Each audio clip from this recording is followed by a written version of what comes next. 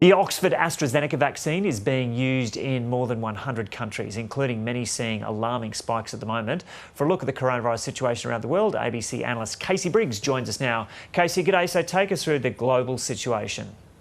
Yeah, g'day Joe. I want to start just by showing you the global curve, how many cases being recorded every day around the world, because as we're talking about the situation improving in many countries where these vaccine rollouts are more advanced, you might be forgiven for thinking that the global situation is improving. We're actually seeing a real increase in cases at the moment, really kind of approaching the levels we were seeing back in December, January, when we were seeing the world's sort of worst cresting of the wave there, when we saw kind of 700, 800,000 cases a day.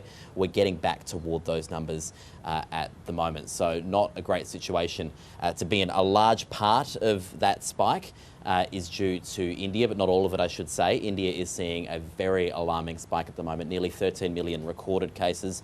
Remember, this is a very, very, very big country, but the steepness, I guess, of this slope, and India is now recording more cases than it ever has before. But it is not just India. Let me just show you a list of all of the countries where the 7-day average at the moment is higher than it was last week. And I'll just whip through it very quickly because you can see it's quite a long list of countries where cases are increasing quite dramatically. And the steepest curves, I'll go back to the top, are right at the top. And I've also just thrown in a reminder of how nascent the vaccination campaign is in some of these countries. 5.7% of Indians have had their first dose of a vaccine, 0.2% in Iran, 0.9% in Tunisia, 3.4% in Bangladesh, and 0 in Libya. They've just, in the last 24 hours, I think in the last few hours, received their first shipment of vaccines that can start being used. So that is kind of a look at a situation globally that is significantly worsening from where it was even a few weeks ago.